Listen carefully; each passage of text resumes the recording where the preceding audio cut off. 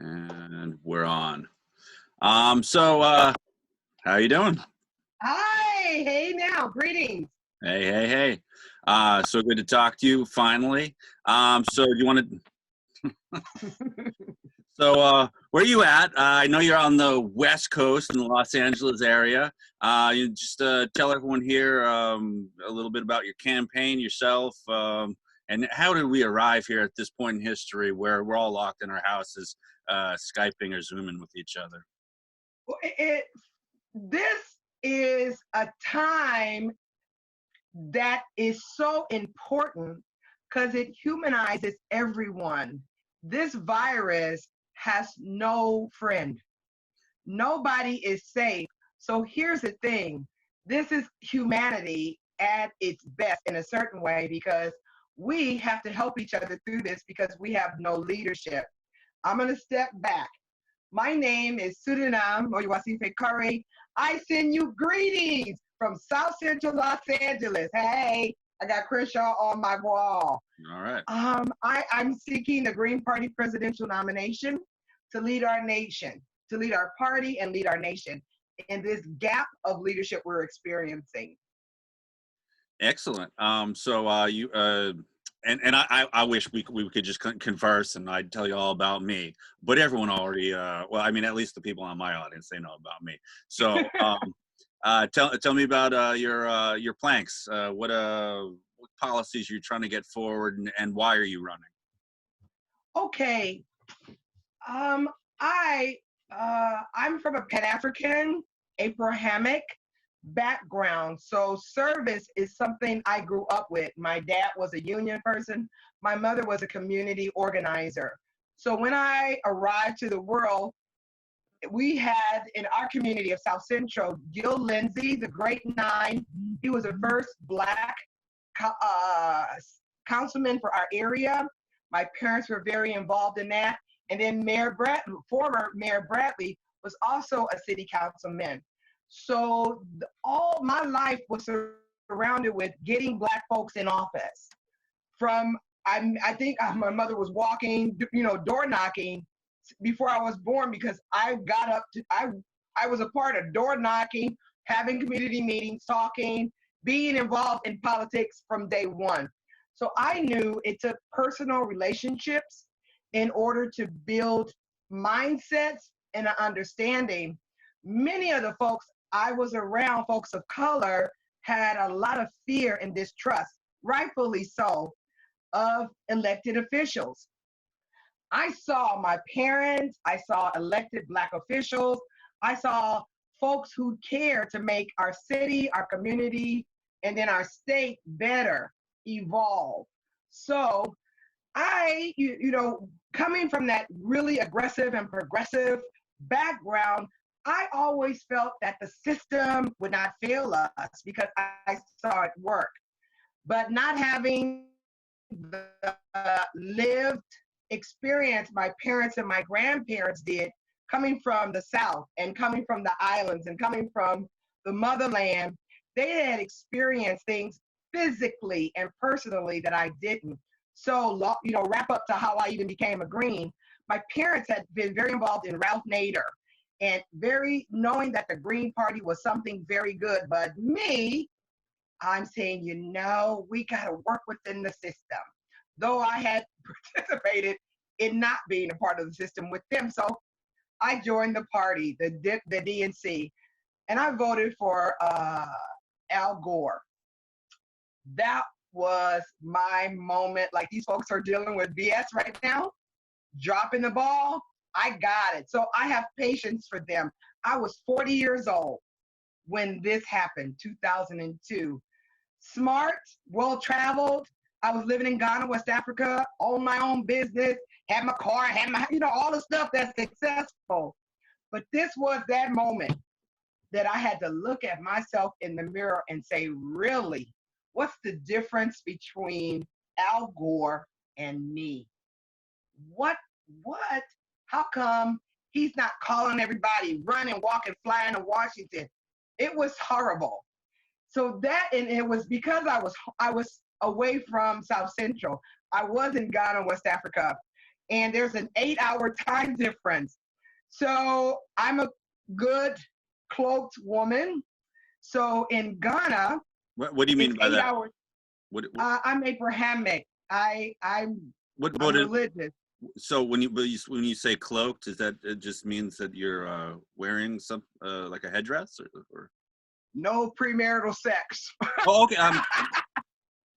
I mean, no. I mean, I live a real life. Not that I always have. Don't get me wrong, but at that time, I had made that conviction.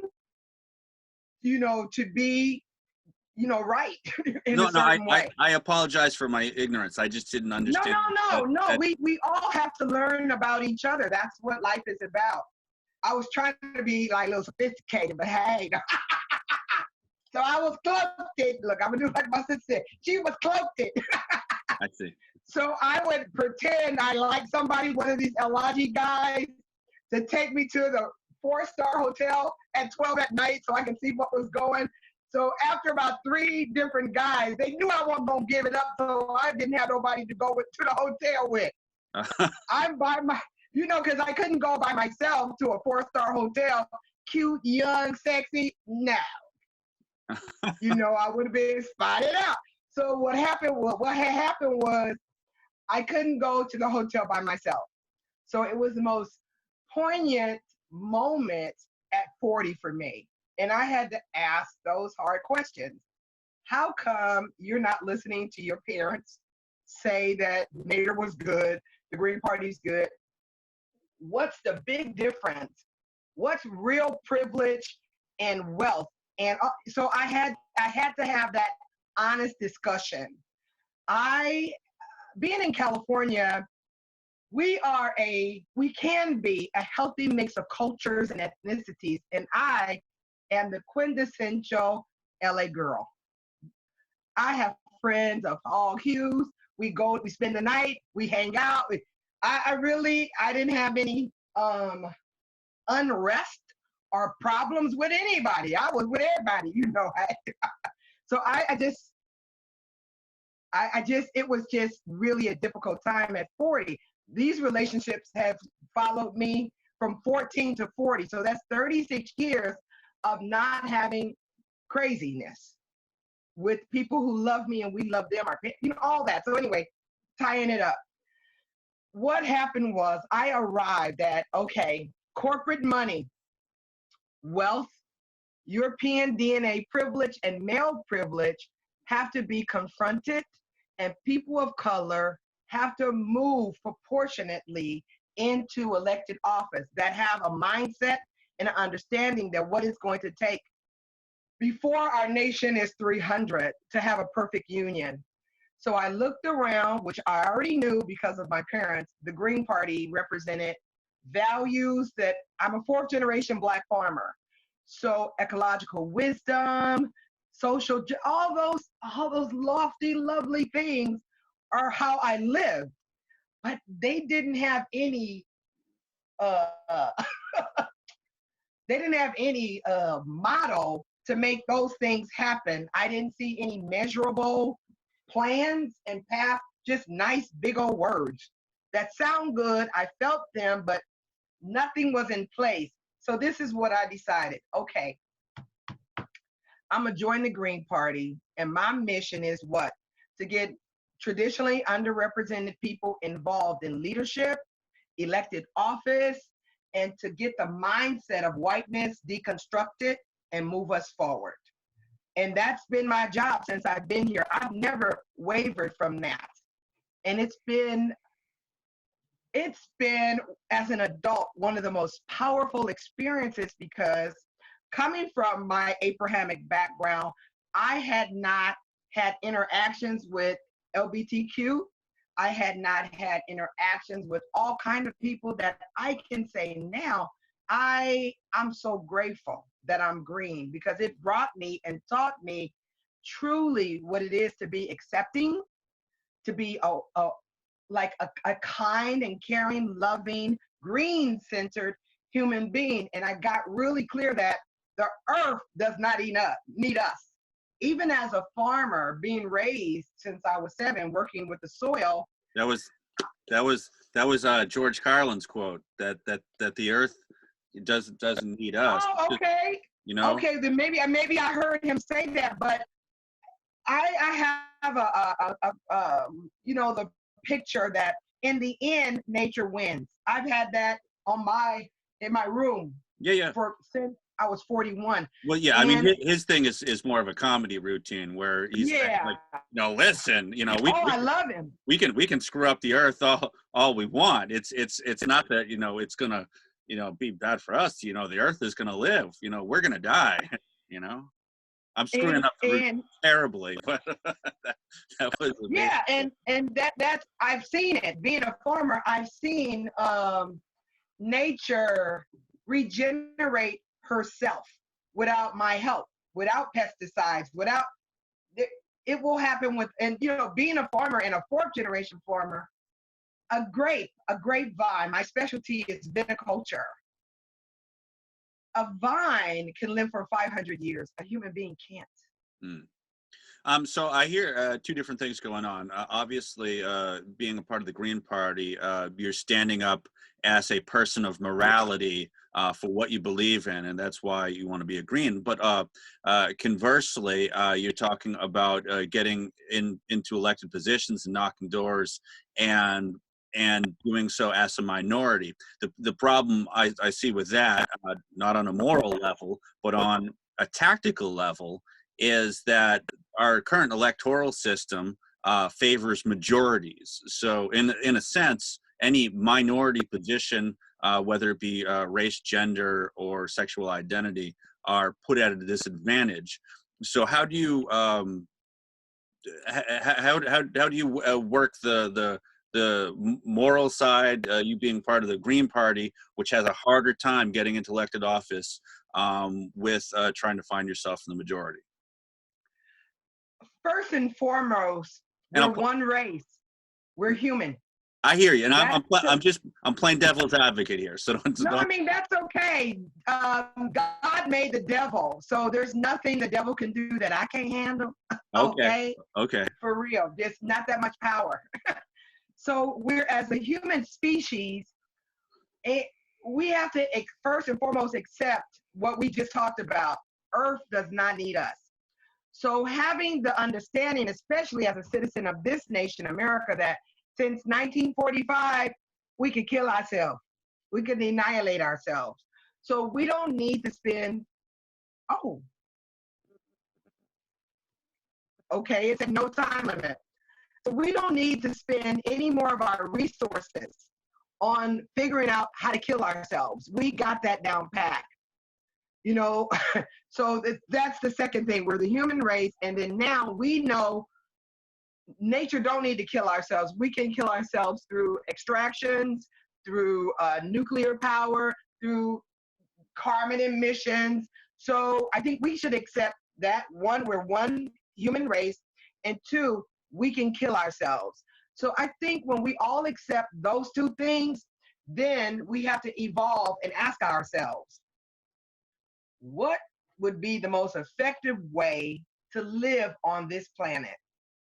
The Green Party, as I mentioned, has these great lofty ideas and goals, but they haven't put any system in place. So I'm not sure if you're familiar with the doctrine of discovery. Yeah. Okay. So that question, what do we need to do? We need to look at what got us here with the friction and the tension, even the use of the word minority and blah, blah, all that. So we have to say that, okay, the European monarchs got together and came up with a false construct about who they are to the planet. We have to acknowledge that was wrong. We have to acknowledge everything we did to hurt and harm ourselves, since we've been a group, a species. So when we go through that process of not having cognitive dissonance, to understand every step that's come, and then the third, huge for me, besides doctrine of discovery, cognitive dissonance, is ecological wisdom. So we call it in our campaign ecological economics, where you have to look at the earth systems and base everything on our economy on how the earth functions best with us. So the Green Party, as I've said twice, has not made a long-term, short-term plan based on those three things. So as a person of consciousness, I can say that the Green Party has made green important in the most political way. So it took being open, being having a presidential candidate to give us the momentum to talk about that issue. You know, the earth. We're going to be celebrating in less than 2 weeks Earth Day. How did that come about? Looking around the world, there's 90 nations now that have green parties. So I'm saying that in terms of public affairs, that's what we need. If the Green Party, and that's our campaign's been doing that, if we outreach to every demographic that's in line with our 4 pillars and 10 key values, get them to recruit, support, and then get them in leadership in the Green Party as well as in elected office, we only need 15 to 18%. I think it's 25 is called the tipping point, when you have enough people that get it, that everybody else will just kind of follow through. That's what happened with the Greens. We say green like it's nothing. Green this, green that. That how come?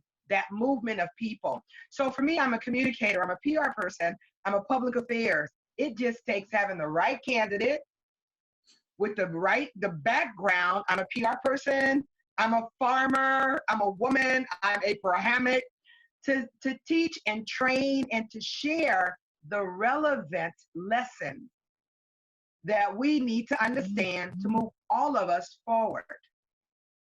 All right, need so an effective messenger. So what do you got? I went around.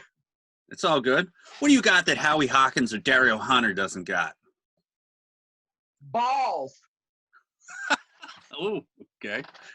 I'm not gonna play with anybody anymore. It's called courage. My 2 brothers can recover, but as of now, I have no respect for them. Oh, you're frozen. Since February Wait, this team, campaign has what? You froze. Can you just back up a sentence or two? Okay, a coward dies many deaths. A courageous person dies once. They lack courage. In this dispensation, you have to be boldly honest and lead. Since February 2019, my dear brother, my European brother Howie, has been given an advantage, and I have asked him to deny his privilege. He has not done that. There's been a plethora of folks setting and moving and maneuvering for him to have an advantage. It's ridiculous. It is so ungreen. And I'm a leader. And I called them both, start having meetings so all the candidates can get together. We can talk things out. Dario ain't showed up on no meeting. Howie had the decency to come on one, and we called him out in private. And they denied members of our party, those think they're insiders, denied myself and other presidential candidates the ability to present our case at our annual meeting in 2019. It is just the most wretched behavior. And coming from my background of nonviolence, I realize that I'm good at asking questions, but I have to stand up and step up now because it's really ridiculous. I mean, for real. So I've called them out. I've called them out, and I'm calling you out now. Stand up and do right, because I'm liberty or die. I'm Sojourner Truth 2020. Well, that took a turn I didn't expect. Yeah, I mean, I typically, I'm funny, loving, but I'm hitting now. I'm hitting with the truth. They're cowards. Should I say it in Spanish, German, or? I think you're dropping out again, but no, damn it. get it. Oh, I hear you now. I hear you. All right. Well, technical glitches aside, maybe we should just I done oh yeah, scared but you. Boo! I done scared you. no, it's all good. I mean, I've been there when it gets into the thick of it, people calling people out, but I am not used to it within the party. So many of the parties, they're all about protecting their own, and it's like they've got a hard rule: you don't touch anyone inside the party. So Well, this is not there. This is the problem. For 5 open statements, I mean, I'm agreeing. So, we talk, we write letters, we've done all that, and they not listen. I am Black. Let's listen. I'm a woman. Make no mistakes. My grandfather was killed because my grandmother went to college. My other grandfather purchased my grandmother out of slavery for $300. My freedom was paid for with blood. Look at the numerous Americans over the women's suffrage. This is 100 years. They had to deal with more than calling somebody out for me to be able to vote, for me to be able to go to college. So me just calling 2 dudes out ain't no big deal. And especially because we have tried the loving kind, write letters, talk to us, have occasions. Come on, 5 times. And they didn't hear me, but I bet they hear me now. I bet they hear me now.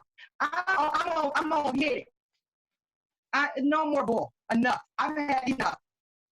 Dario ain't never showed up on no meeting. How we asked him to talk to his friends to stop this exclusion, and they haven't. So look what happened.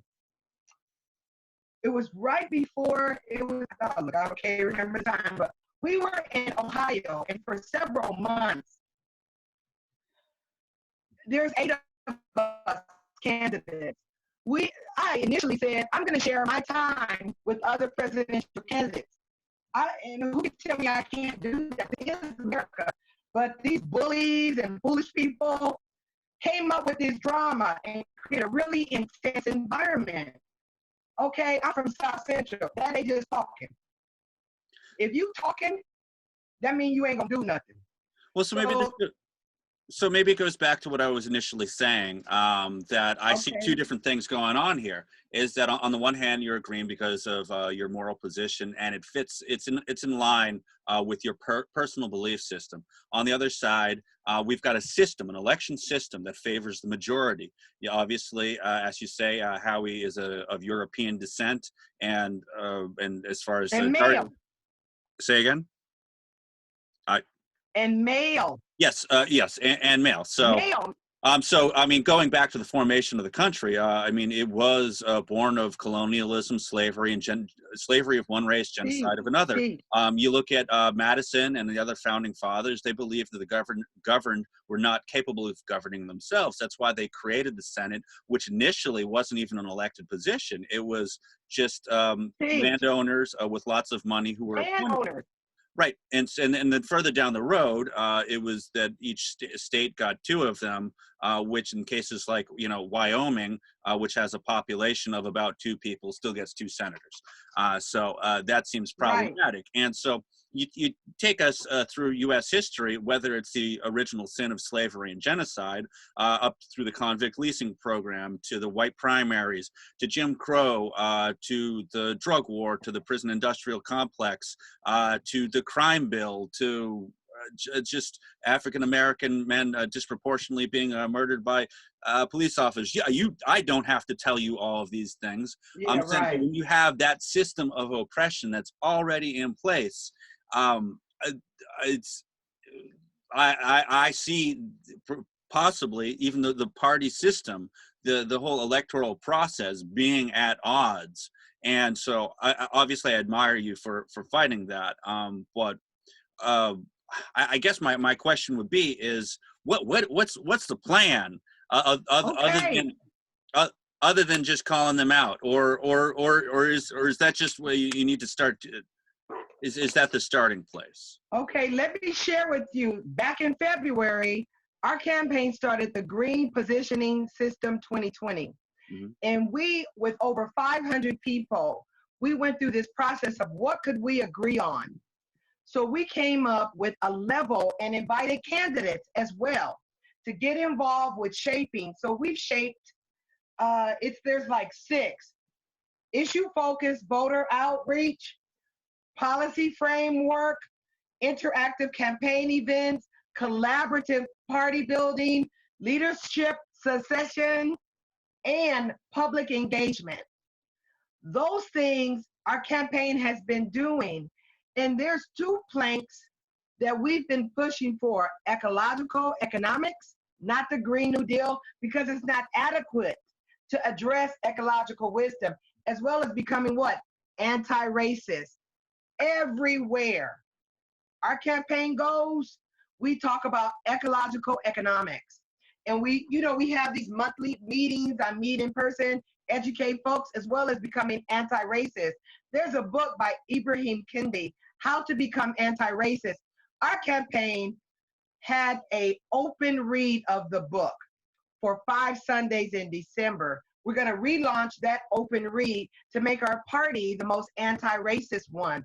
Also, we pushed the 19-point Black is Back coalition points. So we just have to structure ourselves. And I wanted to point out to you 2 other folks who were impacted by the beginning of our democracy: women and poor Europeans who did not own land. So those are 4 base groups that can unite together: folks of color, women, people without land, and immigrants, to change the trajectory of our electoral system.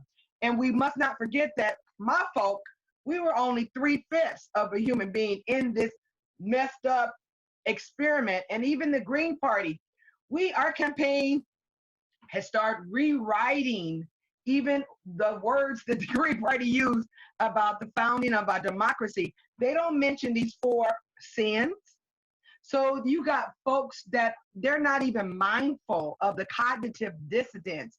But remember, I shared with you this: being a Green 18 years has been one of the most powerful experiences I have as an adult, because you have a group of folks, if it makes sense, they'll challenge themselves to grow and move.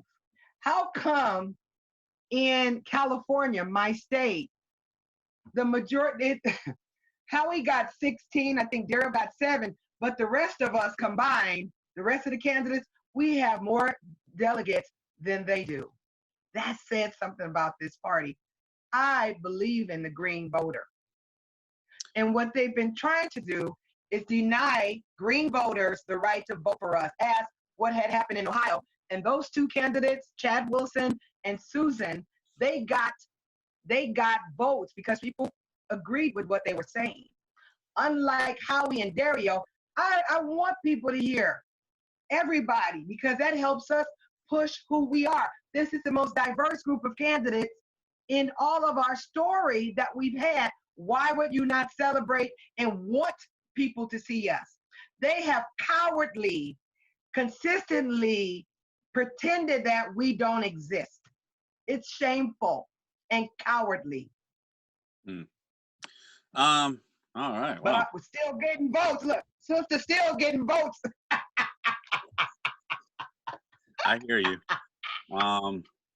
Yeah, all right. it's really funny. It's funny. Well, so That's un-American and it's ungreen. yeah. One of the things that I see as being a major problem within the electoral system goes back to a Chomsky quote, which I cite frequently. The smart way to keep people passive and obedient is to strictly limit the spectrum of acceptable opinion, but allow lively debate within that spectrum. Which is what you see going on with the duopoly, and even within the mainstream or the corporate media.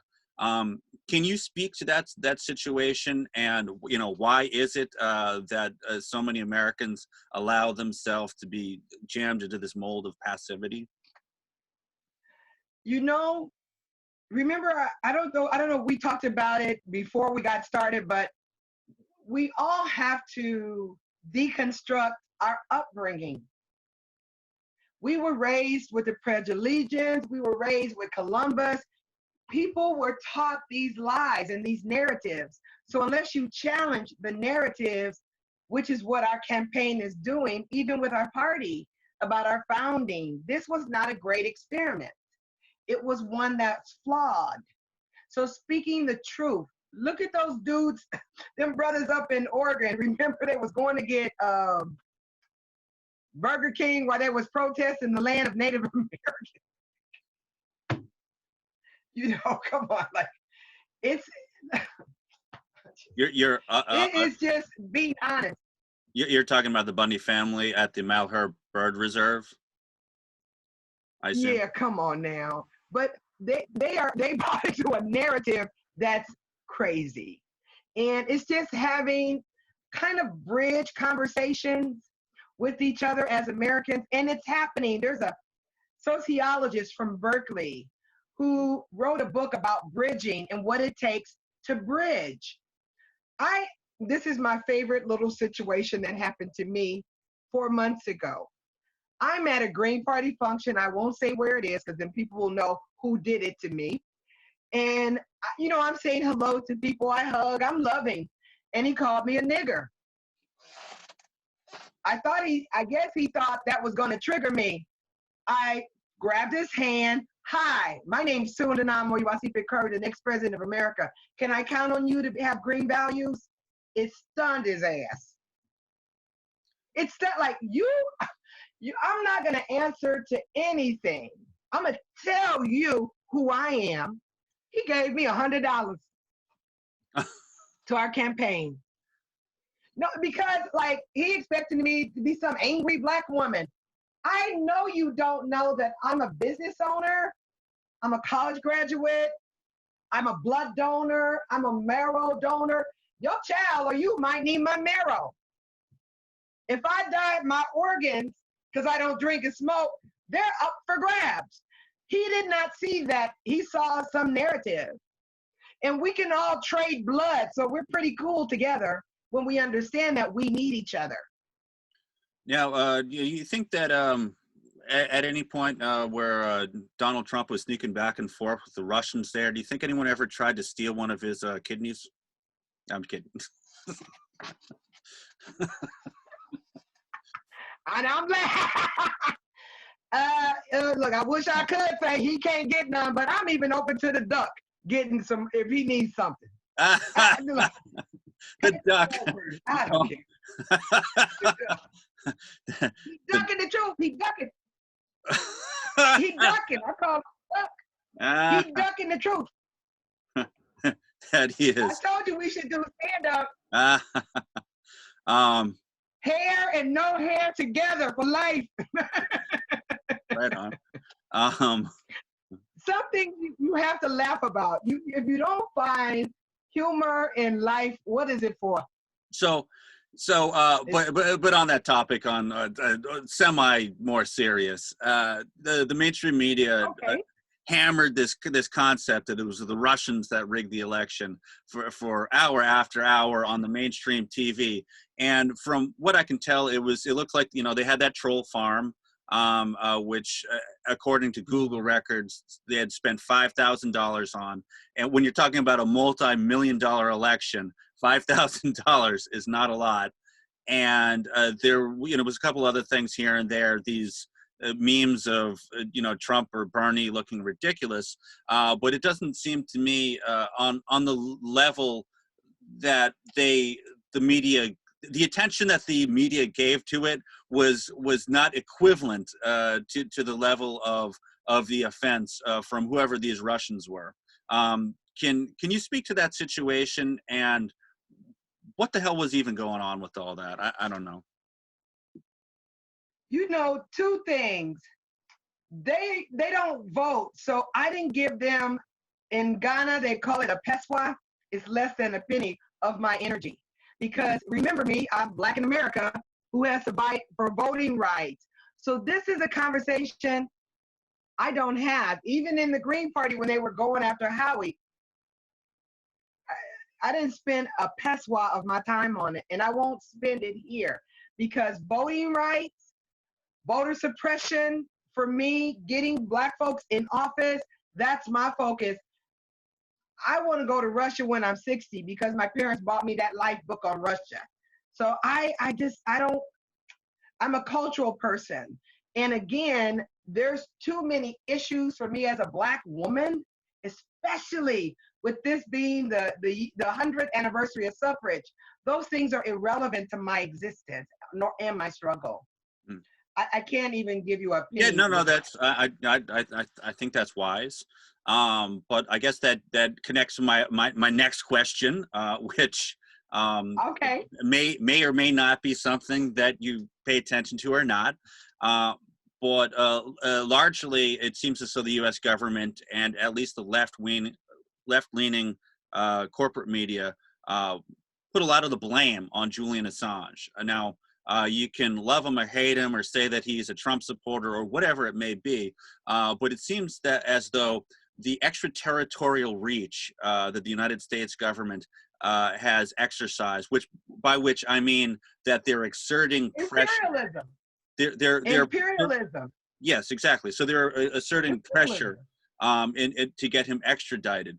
It seems as though that's created a chilling effect on the world of journalism. And if you don't have a free press, then you don't have a free exchange of ideas. If ideas are suppressed, certainly we cannot liberate ourselves mentally, spiritually, or in the ways that you're speaking about. So can you speak to the Julian Assange situation a little bit? First and foremost, media is the fourth wing of our democracy, and you use left leaning. I don't see any corporate funded as left leaning, first and foremost. I look forward to celebrating the 15th anniversary of WikiLeaks. They were founded in 2006. I believe he has every right to do what he did. I am grateful because we learned more than what we knew. We do have the Freedom of Information Act, but it takes almost a decade and a half to get stuff that we need to make important decisions as voting citizens in the nation. It was wrong what our government did. That's why they need to go. And that shows the gap in leadership.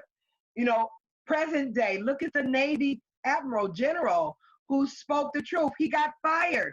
That talks about a lack of leadership and moral courage to do the right thing.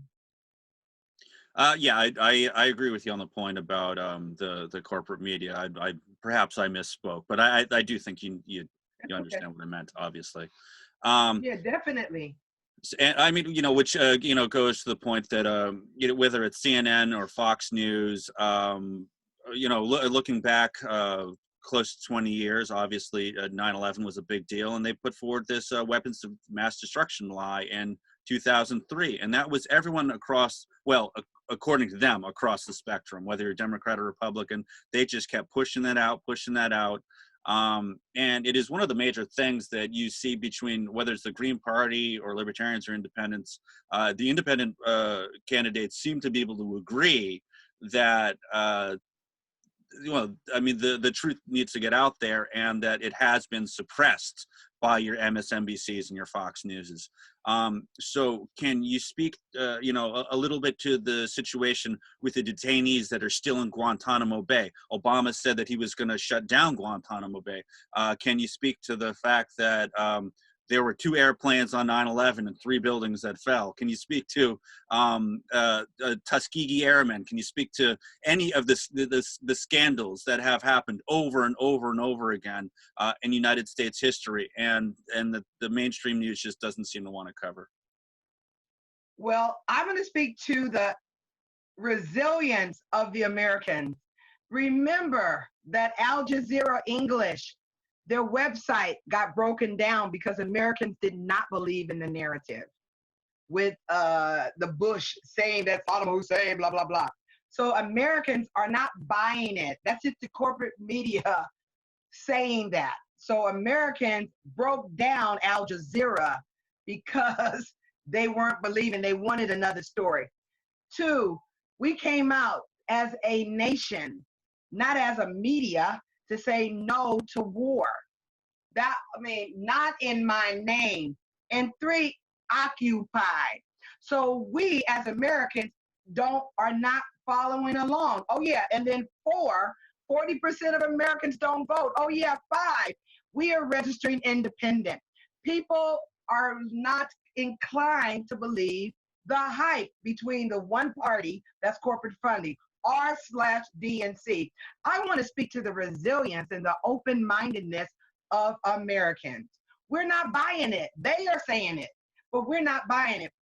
Those 5 things should show you that they just run in their mouth. But the majority of Americans want a non-funded corporate party. That's on the Pew Research. We just need a tipping point. I'm that tipping point. I'm in between the duck and Biden. I won. No brainer. I'm under 70. I'm female. I'm Black. I'm cool. I'm good. I'm a normal person. All right. Well, I go shop for myself. Well, I think a lot has been said about the ineptitude of the duck. But I just heard you give a little call out on Biden there. Can you speak to some of the scandals or the ineptitudes of Mr. Biden, which you feel makes him incapable of the position that he's seeking? I thought I was clear when I said R/DNC. They represent the same corporate interests. I don't think I need to go any further. They're in the news enough. I'm trying to figure out what else can I say that you don't know. It's clear your audience already does not. I mean, they get it. I could just tell you that I'm a better candidate because of my being a farmer, being a woman of color, being an 18-year green, having the understanding that our party has to do measurable. We talked about business model canvas, nonprofit. Like we don't have a path, a clear path to do the 10 key values and the 4 pillars. So being a strategist, that's something I bring to the table. It's not that I don't know or my audience doesn't know. Of course they know. We know. I'm playing devil's advocate and I'm poking you because I believe that Joe Biden does deserve that pressure to be put on him just as much as Donald Trump. And I see that he gets less of it. And so I just like to turn the screws to his head a little bit. That's all. And I mean, if you see on our Facebook page, we share articles and information pointing to old Joe. I mean, if there's this, we're doing it on Facebook, but this about trying to get me elected, okay? Not trying to give him any more credit. I hear you, and you did an artful and skillful job of dodging talking about him too much. I didn't duck. I swear. I think you talk more smack about Howie and Dario than you would about Biden and Trump, which is okay. I get it. That's your internal struggle. Yeah, and you know how come, and I have a legitimate right to, because I did the kumbaya. If we had not had direct conversations, have I not tried to set up monthly meetings so we can work this out in private, had we not done all this stuff, I would have no moral right to say what I'm saying. No, I would have no moral right. I hear you. But I have a moral right. Right, I hear you for sure. So I don't know. Are there any other topics that you want to hit? I mean, I'll go the full range. Are there pyramids and aliens living on Antarctica? Do you believe that we should go to Mars? I mean, I'll talk about anything you want to talk about under the sun. I don't think those things will get you elected. You probably want to stick to your policy points. But I'm just. Well, I mean, being silly. This is the reality. No.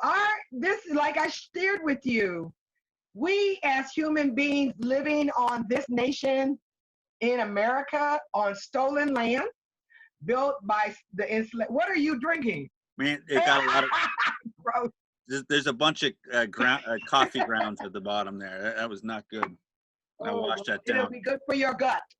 They will be good for your guts. But I interrupted. Here we are. No, I'm good. I just want to kind of bring us back. This interview is about showcasing our party, where we are and where we need to be and how we get there. that's the distinct difference between our campaign and others. Because of my professional background, being in public affairs, being in strategy, being a farmer, I I see things long term. And I know that you have to rotate, and sometimes you have to let weeds and plants grow together. So all of this for me is just a part of nature's course. So it, it is really not that difficult. First and foremost, we have to accept that the earth does not need us. For me, every human being needs to get that too. What we talked about, I talked about how do we work together with earth systems, ecological economics, to address ourselves living as healthy beings on this planet that does not need us. We don't have a codependent relationship. We have to create a healthy balance for ourselves. So we're in line with earth systems. And clearly capitalism is not the economic system that's gonna keep us or get us there. So I believe that we have to have these open discussions and dialogues about what's working and what's not. And you know, our nation is going to be 300 in less than 60 years. What do we want to celebrate at 300 as Americans? So this is it's really important to use the pillars and the values of the Green Party to help guide us and create a model for us to get there. And that includes everybody. So I heard a term there, which was capitalism, which is one of the things that I think is highly misunderstood by the vast majority of the Yes. public. You've got penny capitalism, regional capitalism, and then what some call global capitalism, and Mhm. or even corporate capitalism. And so I say corporate. on the other side of the spectrum, I've talked to a number of the libertarian candidates who see government as the ultimate problem of any American. But you know, those of us who have studied economic systems and the things that ail humanity, I would point to the fact that corporations in their unfettered state leads to privatized tyrannies. So if you could speak to what you see as the troubles with the current capitalistic system, which is prevails to the United States or within the world. The I during the 2016, I don't know if you saw the RT debates between myself, Dr. Stein, and Dr. Mesplay. No. As the only Green Party candidate, okay, that said capitalism is barbaric, and our platform and our party talks nice about community economics and all these things, but they're just nice words. So I help facilitate the ecological socialism workshop and roundtables that we had during our 2016 and help set up the Facebook page. And what happened was over those 4 years, I had an awakening because I had been an eco-socialist before it was popular. And it dawned, you know, being a farmer, it dawned on me that unless we are part of the earth biodynamic systems, we can't sustain any economy unless we do it based on the earth. So our campaign started having discussions, dialogues, one-on-ones. In May, we're launching the Earth Ecological Systems Roundtable. Because over the next year, we're going to create a 15-year and a 30-year benchmark. So many of the things we talk about within our platform become measurable and acknowledged. So first and foremost, we have to acknowledge that capitalism, industrialization, capitalism, all forms of it have got us here, where we have climate change, bad weather, bad land, everything that's not regenerating naturally because we're offending the earth with this system of extraction. Second, I keep talking about having a educated and enlightened citizenry. So I believe that, as you spoke to, the majority of people don't even understand economics. The majority of economists don't understand economics. So I think it's breaking it down based on Earth's biological dynamic systems so that we realign and rethink what's really valued. And that takes education, training, and challenging our thoughts and reason. Again, I can just tell you it's barbaric. This capitalism got us here. Okay, well, I see. I'm not sure if you want to go further. Yeah. No. I see with a lot of folks a misunderstanding of certain terms and terminology, specifically the term of socialism. Many on the right or conservatives use that word to conflate it with Stalinism. And rather than say, and specifically since Bernie Sanders has been very much in the news, they do it as a put down to his particular campaign.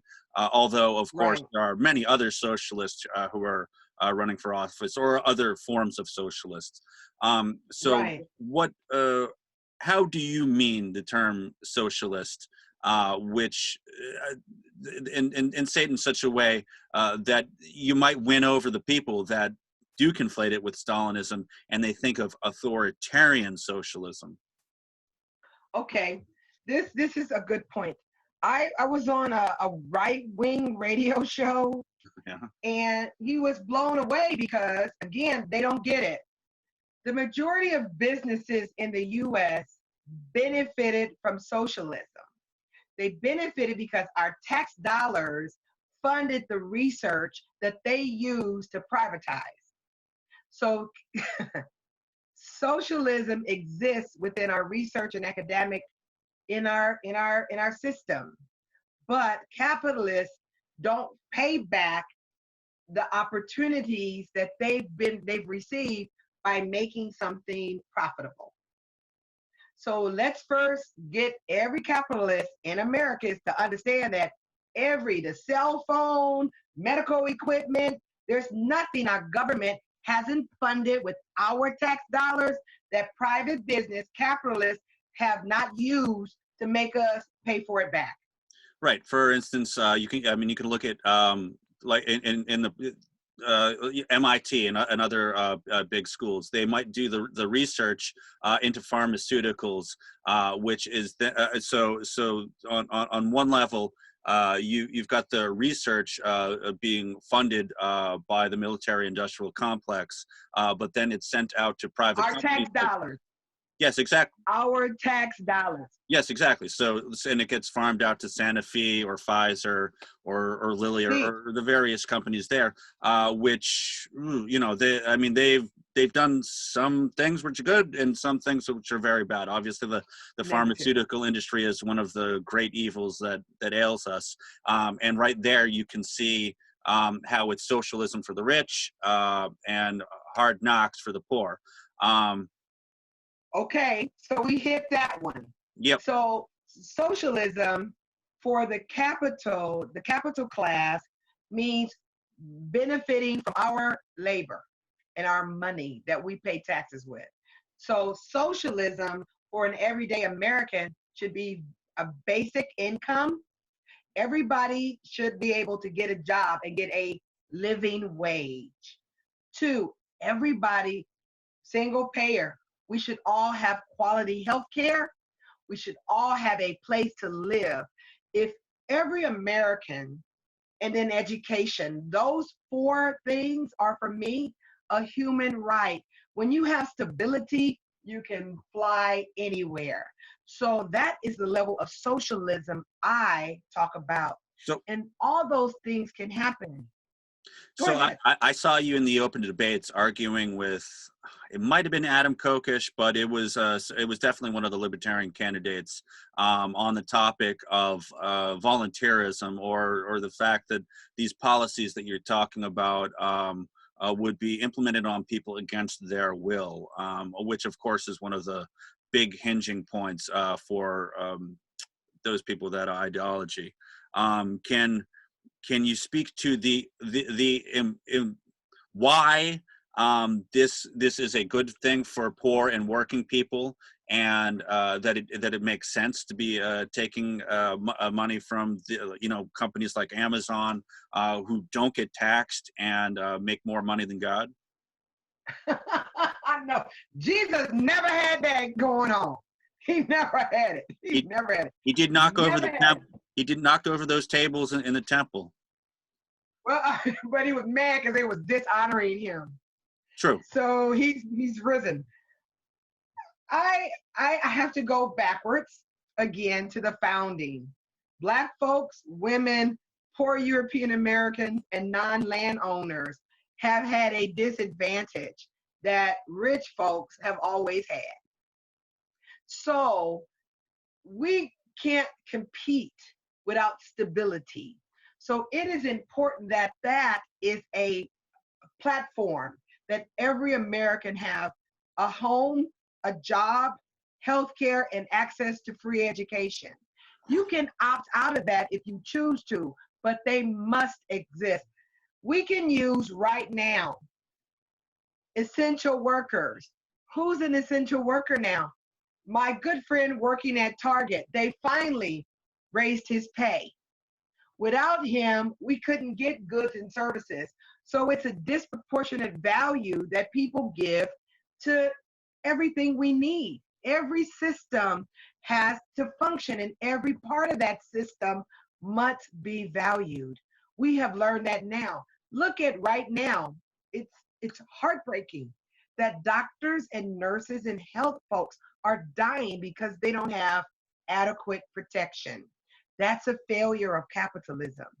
In a socialist understanding, there would be no profit motive in ensuring that everybody's health, including the healthcare workers, were provided for. So Right now, can I jump in as devil's advocate? So what I hear from the libertarians on that position is that if you got rid of it, so the FDA has put on a lot of restrictions on private industry in regard to creating those ventilators and putting them out into the public. Is there some kind of a middle ground where restrictions could be reduced for those kind of things in order to have people in the private sector like your Elon Musks who do want to do good things in order to help in a crisis like this? I again have to just get real here. Right now in our current dispensation, it's a simple thing that the president has the authority to nationalize everything that needs to happen so that everything that is needed in terms of health protection for workers and citizens, it can be done. It has nothing to do with anybody. He has the right and the position and the power and the mandate to do that. He's opted not to lead. That's a gap in capitalism for him.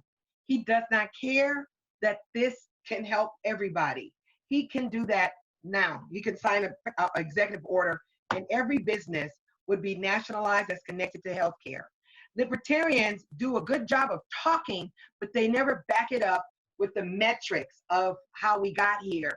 We cannot pretend that, I'll just keep repeating, Black folks, Native Americans, women, and Europeans without land did not start from the beginning.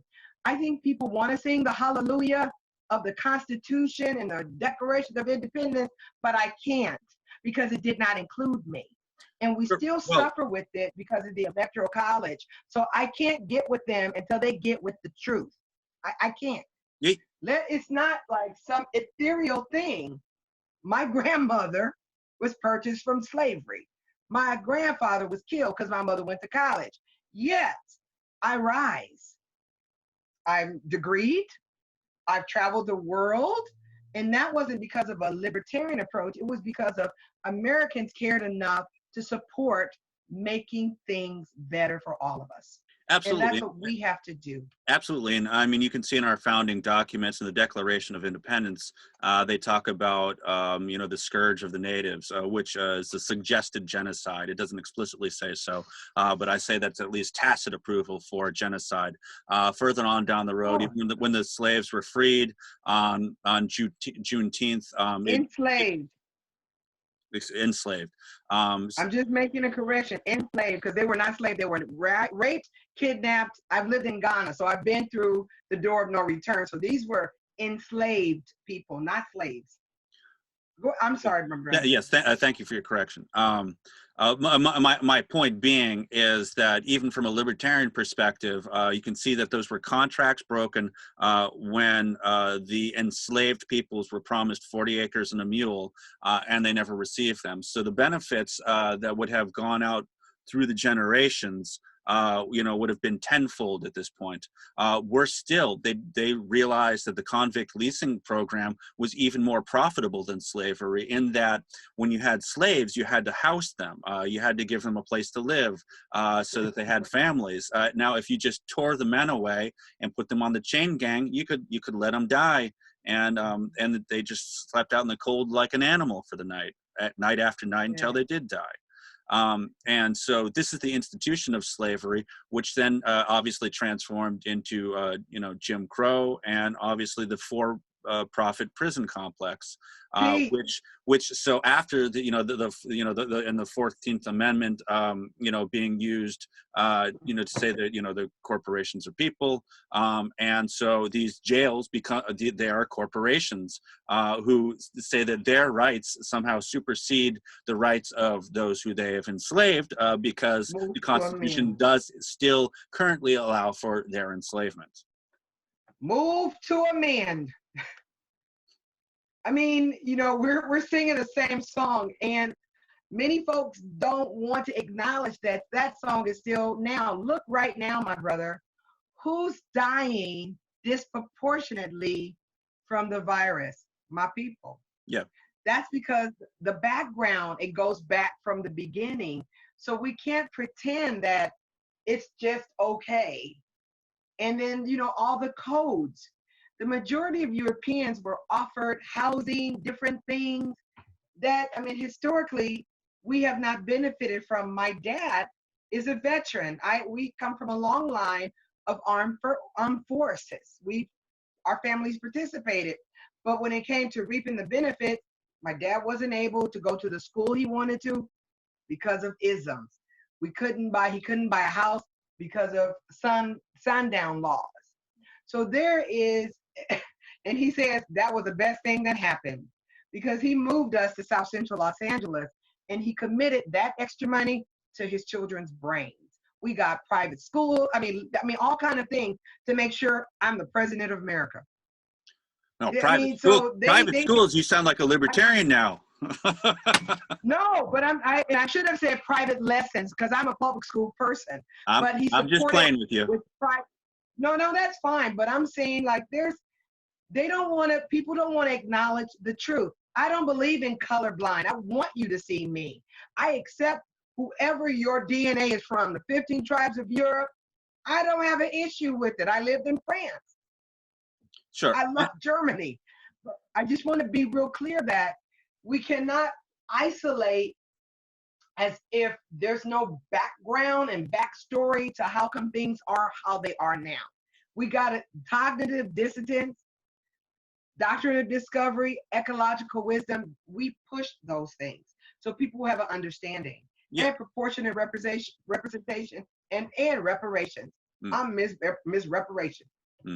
And of course, when I speak of the public versus private schools, I think there's things to be said for both of them, and there's nuance to be spoken about there. Obviously, there is much indoctrination in some of the public schools in the way that they erase slavery, or they talk about, it was just our servant, and there's much whitewashing of history that is done in the public schools. On the other hand, some have considered that the gem of the American experiment, the fact that we could educate our children and bring them to a higher level of consciousness. So I think there are things to be said for both. I know I've kept you for about an hour and a half now, so wow! I didn't even realize it, but the phone keeps ringing, so something's going on. Okay. Can I teach people my song? Yeah, do it. It's paint the White House green. Paint the White House green. Won't you help me to paint the White House green? Sedinam 2020. I want every green to look at themselves and every American as the leader, so that our nation at 300 will be a perfect union. Excellent. All right. Well, thank you so much for your time, and I'll send you the link later, and we'll definitely keep in touch, and maybe do this again. Definitely. Okay. Be All well, right. brother. Peace. All right. Thanks a lot. Thanks so much. It was awesome. Bye. Okay.